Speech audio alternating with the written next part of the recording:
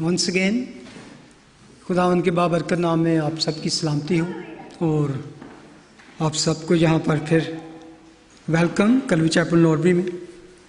तो खुदावंद का शुक्र अदा करते हैं कि आज हम फिर उसकी बारगाह में उसकी बादशाही की बातें सुनने के लिए हाजिर हैं। तो जैसा कि हम अपनी रूटीन के मुताबिक स्टडी कर रहे हैं life and ministry of Jesus Christ in chronological order, तालीमात और हयातुल मसीह सिलसिला बसिलसिला तरतीब के साथ। तो आज हम फिर एक दफ़ा देखेंगे चैप्टर 13 वर्स 1, लूक चैप्टर 13। तो लेट्स रीड विद मी। उस वक्त बाज लोग हाजिर थे जिन्होंने उससे उन गलीलियों की खबर दी जिनका खून पिलातुस ने उनके ज़बियों के साथ मिलाया था। उसने जवाब में उनसे कहा कि इन गलीलियों ने जो ऐसा दुख पाया, क्या वो इसलिए तुम्हारी दानिश्त में और सब गलीलियों से ज्यादा गुनाहगार थे? मैं तुमसे कहता हूं कि नहीं, बल्कि अगर तुम तौबा ना करोगे तो सब इसी तरह हलाक होगे। या क्या वो 18 आदमी जिन पर शिलोह का बुर्ज गिरा और दब कर मर गए तुम्हारी दानिश्त में यरूशलेम के और सब रहने वालों से ज्यादा कसूरवार थे? मैं तुमसे कहता हूं कि नहीं, बल्कि अगर तुम तौबा ना करोगे तो सब इसी तरह हलाक हो गए।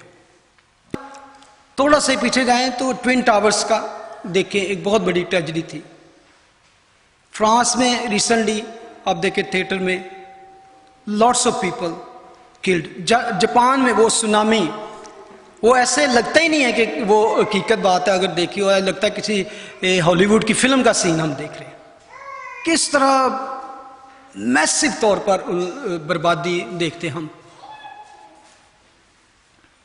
बहुत से प्लेन क्रैश पिछले ही दिनों में हमने देखा कि कुछ जहाज मलेशिया एयरलाइन के या किस तरह वो गायब ही हो गए, वैनिश ही हो गए। कईयों का आज तक पता ही नहीं चला। पैसेंजरों के साथ साथ जगह जगह बम ब्लास्ट, सुसाइड बम्बर हम देखते हैं। Car crash, target killing, Syria Iraq का देखें तरह किलिंग, मर्डरिंग एंड लूटिंग, इस तरह का हम अगर हम इन सब चीजों को ज़हन में रखते हुए सोचें तो we are living in a dangerous planet at the moment. Even we are living in West, इस जगह पे भी, लेकिन स्टिल आपको नहीं पता कि कब बाहर जाएं, कहीं पे सुसाइड बम या कहीं पे कोई किलिंग का, कहीं भी ट्रेन में हो सकता है, बस में हो सकता है, कभी भी क्राउडेड प्लेस में हो सकता है। We are living in a very very dangerous world. तरह तरह के बड़े बड़े वाकयात जिसमें पूरी पूरी फैमिलीज, पूरा पूरा टाउन, बल्कि कई शहर तबाह हो गए। We never experience that. हम जो यहां बैठे हैं, अगर हम गौर करें, लेकिन हम में से किसी ने भी इस तरह का ट्रेजेडी एक्सपीरियंस नहीं की। वाई? क्या हम उन लोगों से ज्यादा अच्छे या उनसे ज्यादा रास्तबाज हैं? जब इस तरह के बड़े बड़े वाकयात होते हैं तो अक्सर लोग, स्पेशली जो क्रिटिक्स हैं, जो मसीहत के खिलाफ हैं, जो खुदा के खिलाफ हैं स्पेशली, तो वो क्वेश्चन करते हैं, where is your loving God in this all matters. जब ऐसे बड़े बड़े हादसा होते हैं तो बड़े बड़े मतलब क्रिश्चियंस भी बीच में हलाक हो जाते हैं, नॉन बिलीवर भी, बिलीवर भी। तो क्या कभी कभी आप चर्च से लोग सवाल करते हैं कि where is your loving God? क्या वो सो रहा था? क्यों उसको पता नहीं चला? Why he didn't stop this happening? और अक्सर लोग जो क्रिश्चियंस भी हैं वो इस तरह की स्टेटमेंट शायद दे देते हैं कई दफा कि this is the judgement of the sinners. लेकिन उसमें बहुत सारे क्रिश्चियन भी हलाक हो जाते हैं। क्या ख्याल है? अक्सर ऐसा होता है। क्या हमें, जब हम इन चीज़ों को देखते हैं तो कई दफ़ा हम फौरन उसका नतीजा निकाल लेते हैं, डिसीजन बना लेते हैं कि ये खुदा की तरफ से एक सजा थी उनके लिए। पिछले दिनों भी इस तरह के वाक़यात हुए, क्योंकि ओल्ड टेस्टामेंट में कई दफ़ा हम ऐसे हालात देखते हैं, ऐसे वाक़यात देखते हैं कि जहाँ किसी ने इस तरह की बात की तो काफ़ी बड़ी बड़ी तादाद में खुदा ने उनको सजा दी और वहीं पे उनको ख़त्म कर दिया। लेकिन क्या ऐसा ही ऐसा ही होता है कि आज भी ऐसा ही होता है? आज जिस हम पैसेज को देखेंगे, Jesus is dealing with this kind of matters. यहां पर हम इस पैसेज में देखते हैं कि दो वाक़यात हमें मिलते हैं, टू टाइप ट्रेजेडीज हमें मिलती हैं यहां पे। एक ऐसी ट्रेजेडी जो एक आप कह सकते हैं कि किसी इंसानी कुव्वत की तरफ से, और एक कह सकते हैं कि नेचुरल डिजास्टर कह सकते हैं कि अचानक उन पर ऐसी आफत आ गई। तो एक के पीछे एक कुव्वत है और एक के पीछे ऐसी नेचुरल कह सकते हैं कि कुव्वत है, उसके पीछे पावर है। यहां पर लिखा है गलीली जो थे कुर्बानी करने के लिए या कुछ भी, तो उन्हें कहा यरूशलेम में ही आके अपनी जो कुर्बानियां, अपनी जो ज़बीये थे वहाँ ही करना उनके लिए लाजिम था।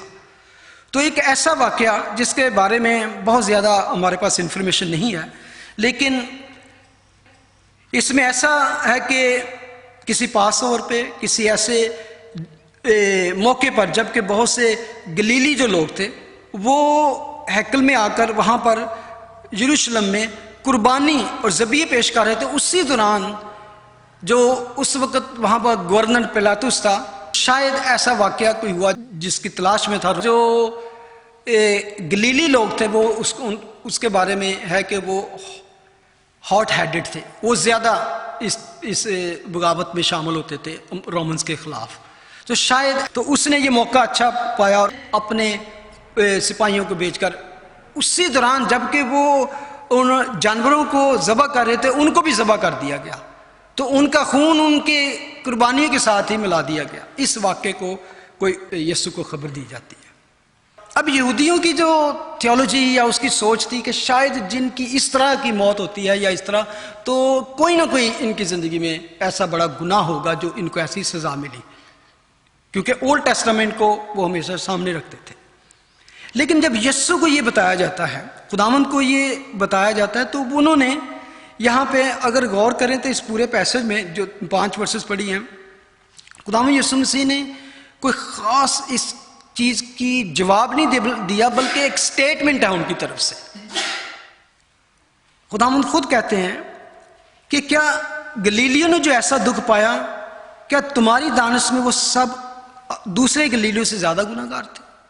इसमें रिटोरिकल क्वेश्चन है जिसका आंसर है कि नो। तो दैट वाज एक राइचियस एक्ट कह सकें, एक अच्छा फर्ज था जो खुदा की तरफ से उनको हुक्म मिला था, वो अच्छा काम कर रहे थे। तो they think they were righteous, they are doing a good thing, they are doing for God, God works कह रहे हैं, उसके हुक्म की पाबंदी कर रहे हैं। Why then this happened to them? और इसके साथ ही एक और मिसाल पेश करते हैं कि एक ऐसा वाकया जिसमें एक कोई बुर्ज और एक टावर गिरा और उसके नीचे बहुत से लोग आके यरूशलेम में मर गए। तो कह रहे थे क्या जो वो लोग उस आफत के नीचे आ गए कि बेचारे शायद कोई वहाँ पर अपना काम कर रहे थे। और तो इन दोनों वाक्यों को खुदावंद यीशु मसीह एक ही स्टेटमेंट में क्लियर कर देते हैं कि अगर तुम तौबा ना करोगे तो सब इसी तरह हलाक हो गए। असल में खुदावंद यीशु मसीह का कहना है कि all are going to die,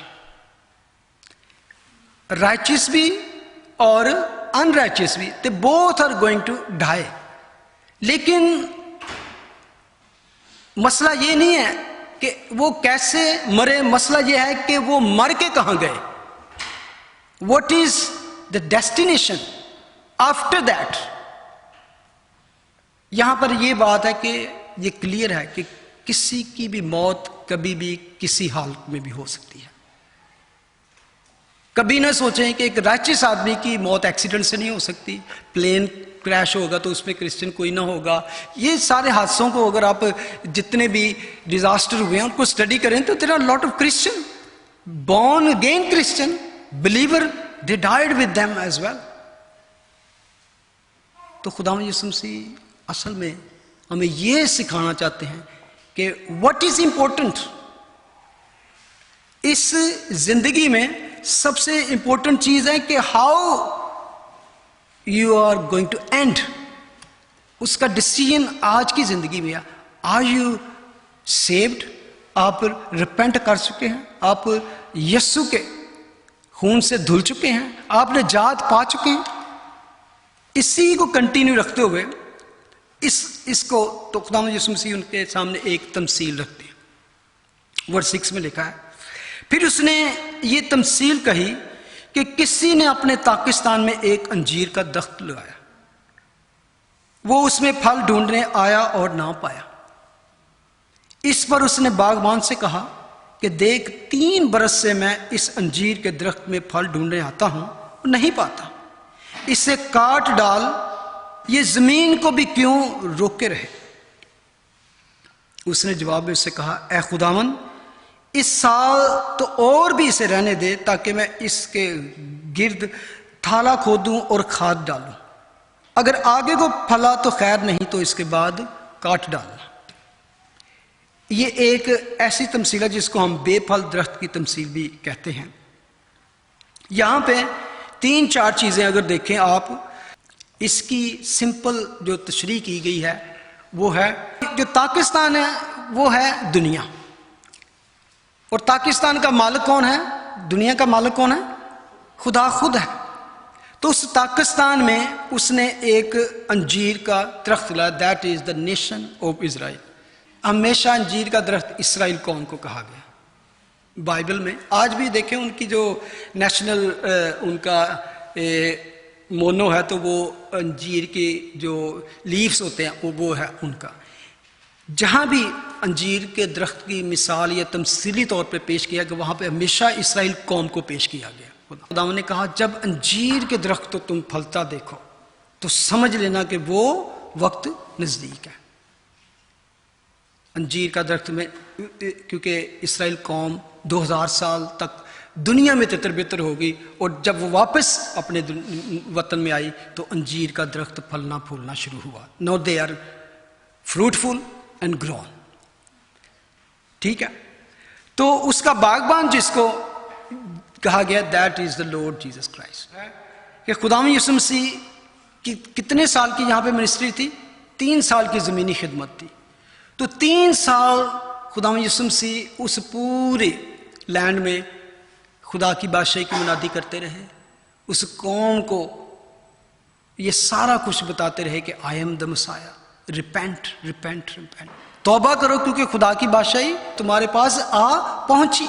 यूहन्ना कहता था कि खुदा की बादशाही नज़दीक है। जब यीशु आया तो उन्होंने खुद कहा कि खुदा की बादशाही तुम्हारे दरमियान में। 3 साल तक खुदावंद वहाँ पर मुनादी करते रहे, और लेकिन इसराइल ने रिपेंट नहीं किया, इसराइल ने उसको कबूल नहीं किया। बहुत से इसराइलियों ने उसको रिजेक्ट किया, और देयर वाज नो फ्रूट। खुदा फ्रूट चाहता है हमारी जिंदगी से। जब 4था साल आया तो खुदावंद ने खुद कहा कि 1 साल, 1 सीजन और उसे दे दो ताकि मैं उसके गिर्द थाला खोदूं और खाद डालूं। I want to give more nourishment to this. मैं इसको और ज्यादा फ्लोरिश करना चाहता हूं, इसे प्लाउ करना चाहता हूं, इसको ज्यादा प्रोटेक्शन। आप देख लें कि अगर एक आप पौधा लगाते हैं तो किस तरह उसकी हिफाजत करते हैं, उसको पानी देते हैं, उसको खाद डालते हैं, किस तरह ताकि वो अच्छी ग्रोथ हो उसकी। अगर आगे को फला तो खैर, नहीं तो उसके बाद काटना डाल। सिंपल एंड इसका ये है कि उसके बाद भी उन्होंने उस चीज को ना कबूल किया, लेकिन डिक्री, हुक्म जारी हो चुका था कि काट डालना। जब यूहन्ना बपतिस्मा देने वाला आया तो उसने कहा कि अब दरख्तों की जड़ पर कुल्हाड़ा रखा हुआ है, जो दरख्त अच्छा फल नहीं लाता वो काटा और आग में डाला जाता है. That actually happened to the nation of Israel. This after 70 AD, Jerusalem was cut down. Romans ने यरूशलेम की ईंट से ईंट बजा दी और सारी जो नेशन थी, लाखों करोड़ों ज्यूश को किल कर दिया गया, मार दिया गया और दुनिया में वो स्कैटर्ड हो गए, तितर बितर हो गए.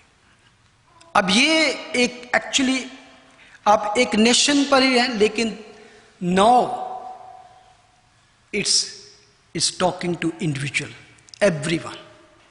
अब वो हम पे फर्दन आयत होती है ये सारी आयत.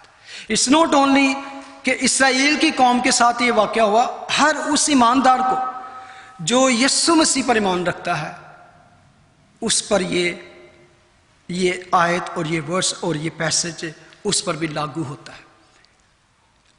सबसे पहले खुदावंद ने कहा कि अगर तुम तौबा ना करोगे तो तुम भी इसी तरह हलाक होगे. रिपेंटेंस इज वेरी इंपॉर्टेंट, क्योंकि खुदावंद हमारी जिंदगी में विजिट करता रहता है, देखना चाहता है कि हम क्या कर रहे हैं. लेकिन सबसे पहला स्टेप है रिपेंटेंस.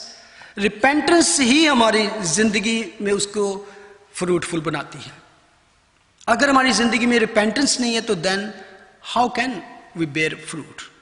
खुदावंद का कलाम कहता है कि खुदावंद चाहता है कि हम फल लाएं, बल्कि बहुत सा फल लाएं. He want to see fruit in our life. मैं जब इसको पढ़ रहा था तो मुझे देखा कि यहां पे इस पैसेज में इवन खुदा का हमें रहम नजर आता है, सब्र नजर आता है. दूसरा साल क्यों खुदावंद ने मांगा? उसने कहा give me another chance, another opportunity, that I give them more opportunity. बहुत से लोगों की जिंदगी में बार बार अपॉर्चुनिटीज आती हैं. खुदा उनकी जिंदगी में बहुत से मौके, बहुत सी ब्लेसिंग लेके आता है ताकि हम फ्रूटफुल हों. लेकिन अगर हमारी जिंदगी में फ्रूट नहीं तो हमारा हाल क्या होगा? खुदा ने पहले कहा अगर तुम तौबा ना करोगे तो सब इसी तरह हलाक होगे. We all are going to die. Fruitful होने के लिए रिपेंटेंस इज वेरी इंपॉर्टेंट. तो रिपेंटेंस, कभी कभी हम तौबा की बात करते हैं तो तौबा की को क्या हम समझते हैं? How we are going to repent. कभी कभी हम समझते हैं कि शायद कन्विक्शन और कन्फेशन ही हमारी तौबा है. That is not only. It's okay conviction हो, कन्फेशन भी हो, लेकिन एक्चुअली खुदा चाहता है चेंज. बहुत से लोग तौबा कर लेते हैं लेकिन उनकी जिंदगी में चेंज नहीं आपको नजर आती. They even got baptized and still living the same life. You can't see anything different in their life. खुदा चाहता है नो, जिस तरह की रिपेंटेंस वो चाहता है उसमें तुम्हारी जिंदगी में चेंज नजर आए, और ऐसी चेंज जो नुमाया हो, the people can see the change. वो रिपेंटेंस खुदा चाहता है.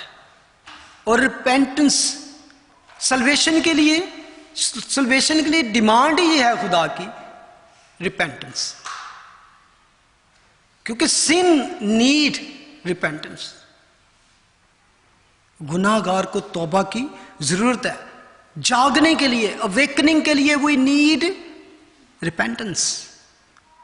हिजकिय्याल 18:23 खुदा फरमाता है क्या शरीर की मौत में मेरी खुशी है और इसमें नहीं कि वो अपनी रवश से बाज आए और जिंदा रहे. खुदा कभी भी किसी गुनाहगार की हलाकत नहीं चाहता. Do you think I enjoy seeing evil people die? Asks the sovereign Lord. No, I would rather see them repent and live. फिर वो कहता है 32 में, क्योंकि खुदा फरमाता है मुझे मरने वाले की मौत से शादमानी नहीं, इसलिए बाज और जिंदा रहो. Repent and live. हमारा खुदा ऐसा नहीं जो गुनाहगारों से प्यार नहीं करता. वो आया ही गुनाहगारों के लिए, उसने जान ही गुनाहगारों के लिए दी. तो इसलिए कभी नहीं हो सकता कि जो इन हादसों में मरते हैं, खुदा उनकी मौत से खुश है, खुदा उनको सजा देके, लेकिन there is a time when सब हदें खत्म हो जाएंगी। खुदा नहीं चाहता कि किसी गुनाहगार की हलाकत। Genuine repentance begins with faith, और जेन्युइन रिपेंटेंस बेयर फ्रूट। जब चेंज आती है जिंदगी में, that is real repentance. It's not just barely just merely तौबा कर लेना और चर्च जाना शुरू कर देना। आपकी जिंदगी में वो चीजें जो पहले आपकी जिंदगी में लाइफस्टाइल था, उसको चेंज खुदा चाहता है। और उसमें चेंज किस तरह की खुदा चाहता है? फ्रूट नजर आए हमारी जिंदगी में। रिपेंटेंस, जेन्युइन रिपेंटेंस क्या करती है? फ्रूट बेयर करती है। तो वही खुदावन चाहते हैं यहां पर कि अगर तुम तौबा ना करोगे तो इसी तरह सब हलाक होगे। और कभी कभी हम रिपेंट कर लेते हैं लेकिन हमारी जिंदगी में फ्रूट नहीं, तो खुदावन क्या करता है? क्या एक ही दफा वो हलाक कर देता है? No, he is long suffering and waiting करता है। जिस तरह उसने कहा कि no no no Lord, let them live one more season, one more chance, one more opportunity. खुदावंद हमें एक और चांस देता है। बल्कि मैं अगर कहूं, हमारी जिंदगी में कई कई चांस आते हैं। हम कितनी दफा उसको दुख देते हैं, नाफरमानी कर जाते हैं, वो स्टिल उस बाप की तरह, वो सिर्फ बेटे के बाप की तरह वो हाथ फैलाए, आंखें लगाए इंतजार करता रहता है। खुदावंद चाहता है कि हम फ्रूटफुल हों, हम बाज आए, हम उसकी तरफ रजू करें और वो हमारी जिंदगी को फ्रूटफुल करे। खुदावंद चाहता है कि तुम फल लाओ। वो अंजीर के दरख्त में फल ढूंढने आता और नहीं पाता, वो कहता है इसे काट डाल। क्यों काट डाल? कि ये जमीन को भी क्यों रोके रहे? There is maybe a position, a place, a opportunity God already have given you, you are not using उसको। आप उस गिफ्ट को और उस जगह को जो आपको खुदावंद ने दी है, वो कहता है कि that if you are not going to fulfil my will, I am going to remove you from there. मुकाशवा की किताब में एक जगह पे खुदावंद कहते हैं कि मैंने तेरे किसी काम को अपने खुदा के हुजूर पूरा नहीं पाया। याद करके तू कहां से गिरा है और दोबारा से तौबा करके पहले की तरह काम कर, नहीं तो मैं आकर तेरे चिराग को तेरी जगह से हटा दूंगा। इट्स टू डेंजरस कि जो लाइट, जो गिफ्ट, जो मैंने अपॉर्चुनिटी तुझको दी है, जो पोजीशन दिया, I will take from you. बल्कि कहता है I will you vomit you out from my mouth, अपने मुंह से तुझे निकाल फेंकने को हूं, क्योंकि टेस्ट तेरा खराब हो गया। खुदा यहां भी कहता है कि ये जमीन को भी क्यों रोक रहे? I will put somebody else over there. मैं ये जगह, ये पोजीशन, ये गिफ्ट मैं किसी और को दे दूं ताकि मैं उससे वो फायदा ले सकूं जो वो दे सकता है। हमारी जिंदगी में खुदावंद चाहता है कि जो कुछ हमारे पास है उसे मजबूती से थामे रहें, बल्कि उसको खुदा के लिए इस्तेमाल करें। Time is very short. आज हम इस तरह के हालात की स्टडी करते हैं तो हमें नजर आता है कि he just at the door, is very very soon he is coming back. खुदावंद का रहम एक दिन एंड हो जाएगा, फिर वो सब कुछ हमसे छीन लिया जाएगा। लेकिन मैं समझता हूं कि खुदावंद हमें और चांस देता है। कहता है मैं उसके गिर्द थाला खोदूं, खाद डालूं, मैं उससे और ज्यादा प्रॉस्पर। डिग डीप, इंग्लिश में लिखा है आई विल डिग डीप। हमें और ज्यादा फ्रूटफुल होने के लिए हमें और क्या, उसके साथ डिग डीप, रिलेशनशिप को और ज्यादा मजबूत किस तरह करने हैं कि मैं उसके साथ हमारी रफाकत, उनके साथ हमारी मोहब्बत और जो हमारा ताल्लुक है उसको बढ़ाने के लिए हमें उसके साथ बैठने की ज़रूरत है, उसके कलाम की स्टडी करने की ज़रूरत है, हमें दुआ में ठहरने की ज़रूरत है, और हम उसको जानने की ज़रूरत है। और ज़्यादा हमारा ताल्लुक जितना उसके साथ गहरा होगा, हमारी ज़िंदगी में उतनी ही प्रॉस्पेरिटी होगी, उतना ही फ्रूटफुल होगा, और उतना ज़्यादा ही हम लोगों की ज़िंदगी में उसको पास कर सकेंगे। खुदावन ने हमें एक और सीज़न दिया है, एक और चांस दिया है। वो नहीं चाहता कि किसी भी, अगर वो किसी गुनाहगार की हलाकत नहीं चाहता तो किस तरह वो अपने लोगों की हलाकत चाहता है। वो किसी अपनी भेड़ की हलाकत नहीं चाहता, किसी अपने मानने वाले की, किसी भी अपने डिसाइपल की हलाकत नहीं चाहता। वो उनकी तरबियत करता है, उनको बार बार मौके अता करता है। मैं समझता हूं कि आज हमारे लिए यही एक मौका है कि खुदावन चाहता है हमारी पर्पस फुल लाइफ हो। क्या अगर खुदावन ने हमने रिपेंट कर लिया है, हमने खुदावन से गिफ्ट भी हासिल कर लिया है, तो हम किस तरह की ज़िंदगी रह रहे हैं? खुदावन चाहता है कि पर्पस ऑफ माय लाइफ। जब खुदावन कहते हैं कि इसे और थोड़ा सा टाइम दे दे, इसका मतलब है एक्सटेंशन, उधार की ज़िंदगी हम जिंदा रह रहे हैं इस वक्त। We are living a borrow life. क्या ख्याल है? और बोरो लाइफ जो भी खुदावन ने हमें दी है, उसमें क्या हम कर रहे हैं? कहीं हम उसकी दी हुई इस जिंदगी को वेस्ट तो नहीं कर रहे? कोई वेस्ट तो नहीं कर रहे हम उसकी? क्योंकि अब जो खुदावन ने मौका दिया है, उसने कहा late them live one more season. तो आए हम आज वादा करें खुदावन से कि अगर कोई चीज़ ऐसी हिंड्रेंस है खुदावन मेरी ज़िंदगी में, जो मुझे मेरे उस फ्रूट को बढ़ने नहीं दे रही। कई दफ़ा होता है ना कि जब पौधा कोई बढ़ता नहीं है, उसको कीड़े खा जाते हैं या कोई, तो उसके गिर्द फिर हमें वो कोई ना कोई ऐसी दवाई डालनी पड़ती है, कोई ऐसी अच्छी खाद डालनी पड़ती है ताकि वो फ्रूटफुल हो। तो हम खुदावन से मांगे, खुदावन मेरे इर्द गिर्द वो थाला खोद, मेरे खाद डाल। ये वो स्पिरिचुअल फूड और खाद की ज़रूरत है ताकि हमारी ज़िंदगियाँ फ्रूटफुल हों। हमारे इर्द गिर्द जो लोग हैं, हम उन तक तेरी कलाम को पहुँचा सकें, हम उन तक रीच कर सकें। खुदावन सिर्फ अपनी ही सोच और अपने ही प्लानिंग और अपनी ही ज़िंदगी में इतने मस्त और गुमना हो जाएं कि हम इर्द गिर्द, शायद खुदा वहाँ पर हमारी ज़रूरत है कि हम किसी न किसी के साथ खुदावन का कलाम शेयर करें, हमारी ज़िंदगियों से किसी को टेस्टमनी मिले, किसी को। तो खुदावन चाहता है कि हमारी ज़िंदगियाँ फ्रूटफुल है। आए हम खड़े हों और आज अपने अपने दिलों में झांकें और दुआ करें खुदावन के आगे कि खुदावन तू जो रहीम और करीम खुदा है, तूने पहला साल मुझे दिया, तुझे दूसरे साल मुझे दिया, तीसरा दिया, तूने और मेरी ज़िंदगी में एक नया साल दिया। तू इतने सालों से वेट कर रहा है ताकि मैं फ्रूटफुल बेर करूं।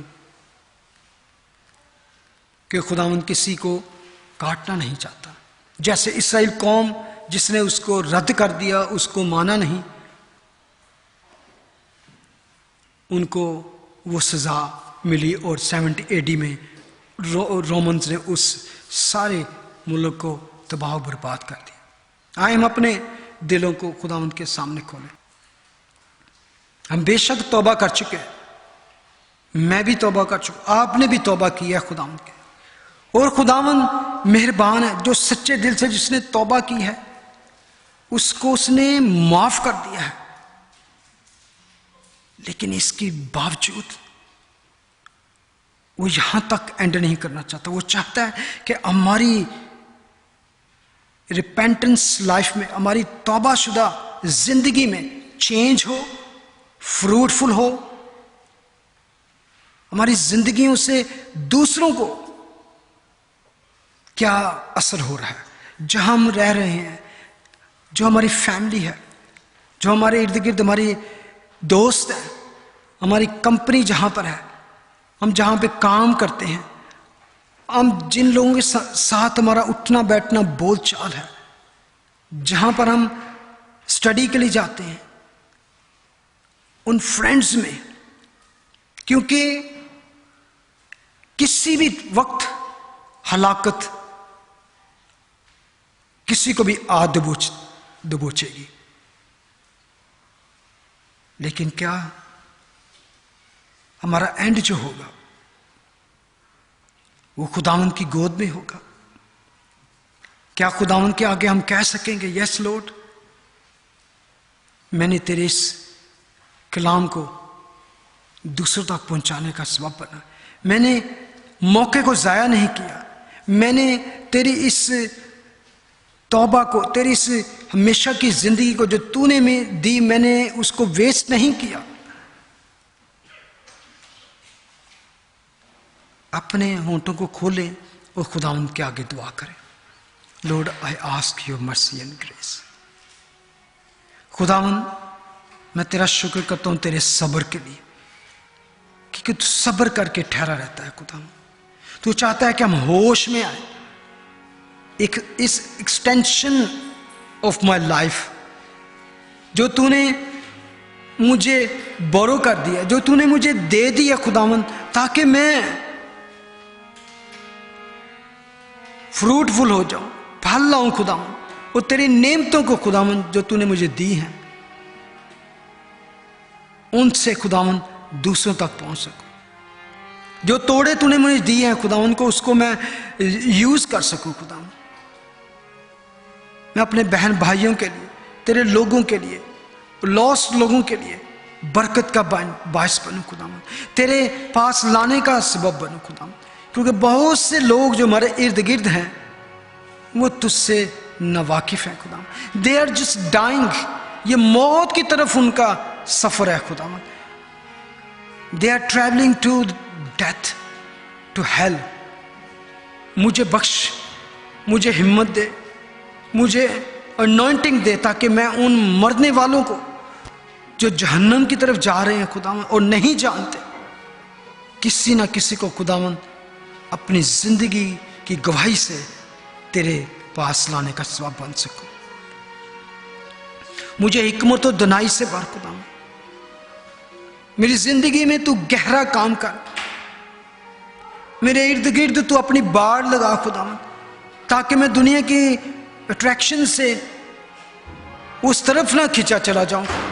मेरे इर्द गिर्द तू पाक रूह की बाड़ लगा खुदावंद, मेरी जिंदगी में तू गहरा गड़ा खोद, गहरा काम कर, पाक रूह की नेमतों को खुदावंद मेरी जिंदगी में गहरा नक्श कर दे खुदावंद।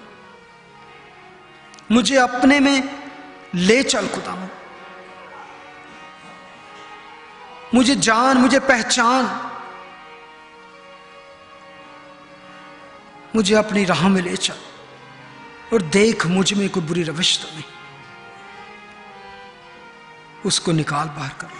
ऐसी तमाम रुकावटों को, ऐसी तमाम हिंड्रेंस को, ऐसी तमाम मेरी जिंदगी की आदतों को मुझसे दूर कर खुदावंद, जो मुझे फ्रूटफुल होने से रोकती हैं खुदावंद।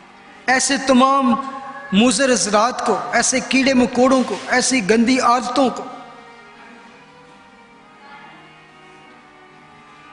जो तेरे इस पौधे को बढ़ने नहीं देती खुदावंद, यस्सु के नाम से, यस्सु के कादर और जलाली नाम से उनको मुझकी जिंदगी से, मेरी जिंदगी से रिमूव कर दे खुदावंद।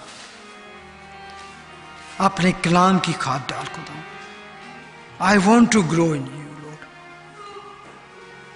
Thank you Jesus, thank you, thank you. In Jesus name we pray, amen. God bless you.